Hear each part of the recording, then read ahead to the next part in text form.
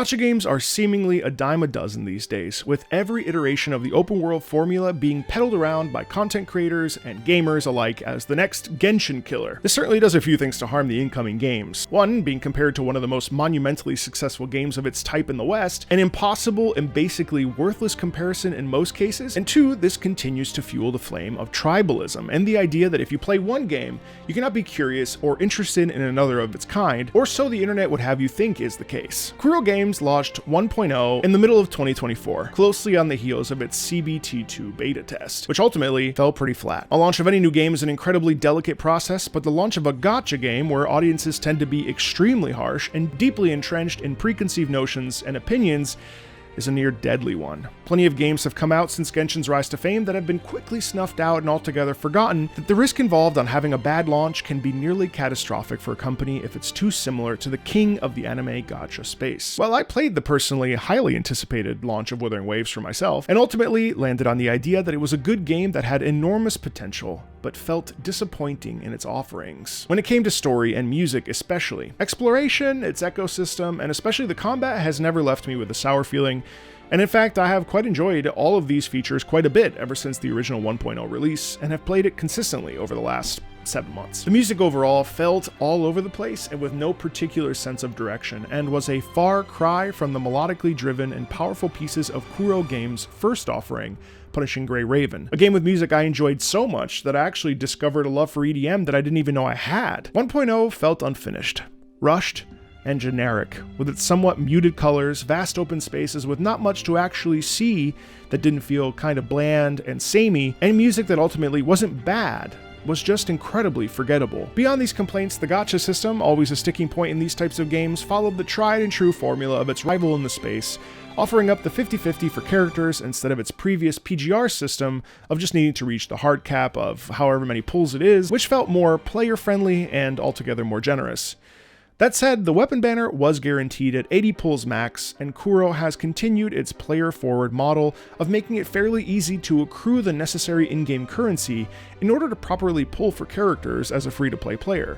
One I am not, but based on my conversations with free-to-play players, most have been pleased with their ability to play the game and receive characters they want even when losing the 50-50. I know it's unrealistic and not financially lucrative for these types of games, but having the 50-50 player-unfriendly system go away while retaining the gacha component is something I hope to see as these games continue to dominate the market with their popularity. It's unlikely, but a man can dream. What was really surprising, though, came in subsequent patches that occurred pretty rapidly. Sure, yes, there was some filler in the 1.0 patches, but 1.1 brought with it Mount Firmament, new characters with Jinshi and Changli, and a whole new area with its own system and mechanics to unravel and discover. This was a welcome surprise for many of us who were committed to supporting and playing Wuthering Waves. The music improved, and had a really lovely overarching melody that was memorable, if not a bit too simple, with just the melody as the dominant aspect of the music, but it also brought real highs and lows for what quickly became a fan-favorite character, with Jinshi,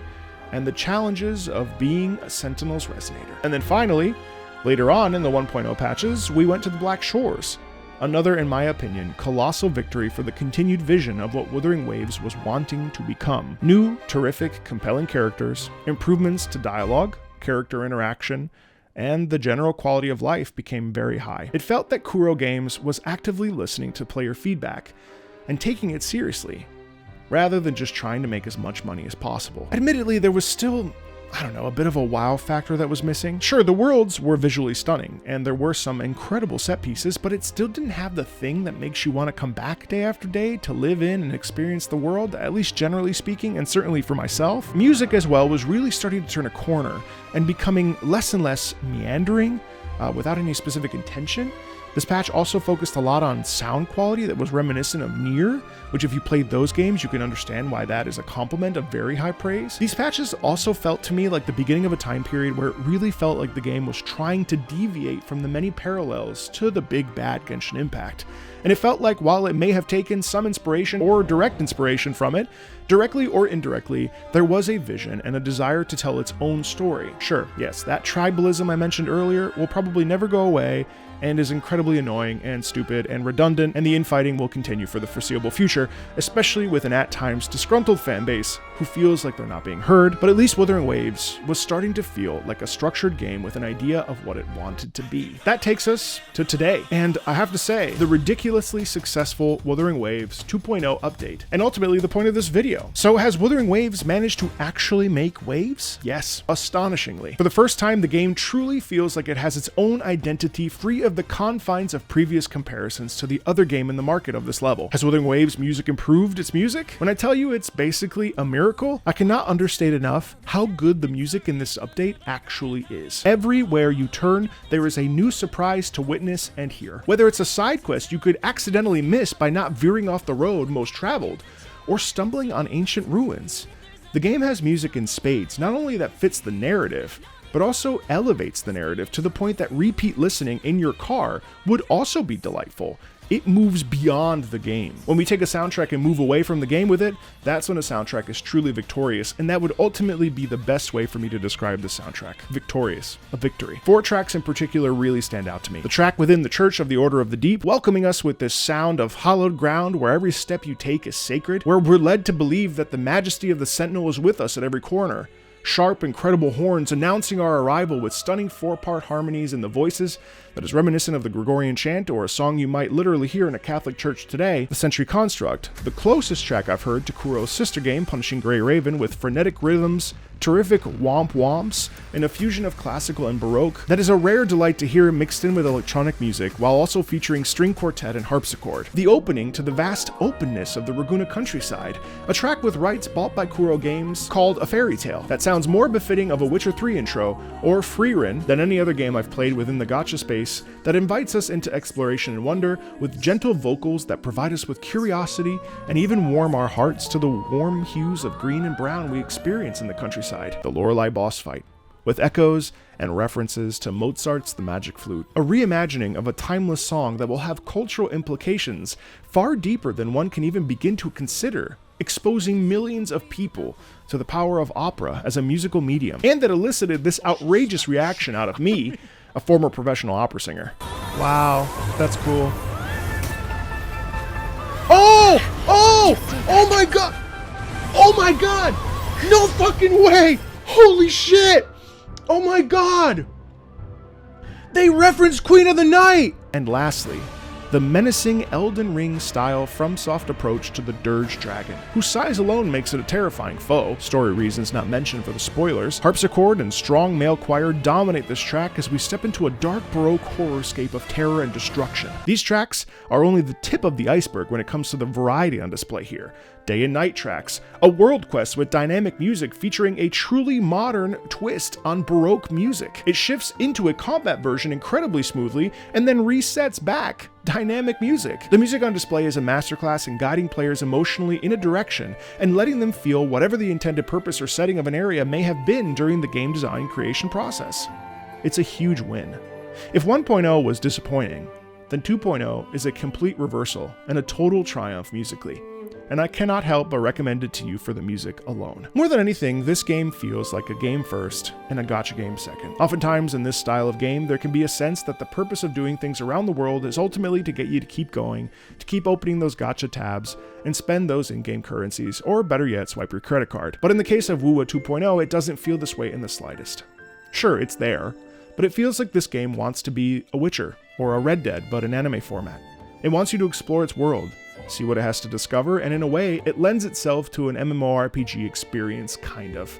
Not dissimilar to the wonderment and curiosity that a game like Guild Wars 2 can provide, where the world is yours to find and uncover, and who knows what you might see. In fighting between enemy factions? Sure. Old ruins that harbor a dark secret? You got that. A flying minigame where you're actually high as a kite and suddenly are flying with a boss from earlier in the game? Why not? There's spectacle everywhere throughout the landscape, and the landscape is aching to be discovered. Flight was also something that was recently introduced as sort of a gliding mechanic, and it is an incredible showcase of Kuro Games wanting to make something unique and its own. Traversal has always been something really important to these devs, and clearly this is the ultimate form of that, though I wonder what else they have in store for us for future expansions. Flying is the pinnacle way to get from from point A to point B, and the more you explore the regions, the more you're rewarded with stamina that allows you to fly further and longer, allowing you even more time to bask in the majesty of this incredibly inviting and well-designed world. As I mentioned, the world is layered in such a way that the mind can't help but want to see what's under the clouds or over the horizon. There is so much to see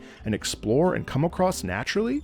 But if you want, Kuro Games has also made the process easier by giving you easy ways to proceed right to where you want to go, saving you time and allowing you to get what you want to get done quickly and efficiently if you don't have a lot of time on your hands. I'm not going to spend a lot of time on this story, but it's also really good. I gotta say, I am so tired of every gacha game having these convoluted phrases or terms that I have to remember, and then having a character repeat themselves 30 times, or rehash what we just experienced, or go on a 40-minute long monologue about stuff that is so in the weeds that you'd need a PhD just to understand it. In the case of 2.0 story, it's pretty on the nose. There are some pacing issues, mostly in some NPC interactions at the beginning as the world building starts, and especially in some exchanges with adjacent characters that could be shorter in the back half of Act 2. But overall, I was locked in for the full 10 hours I spent with the 2.0 story. I found it intriguing, maybe a bit predictable, but overall, when it ended for this update, I didn't want it to end.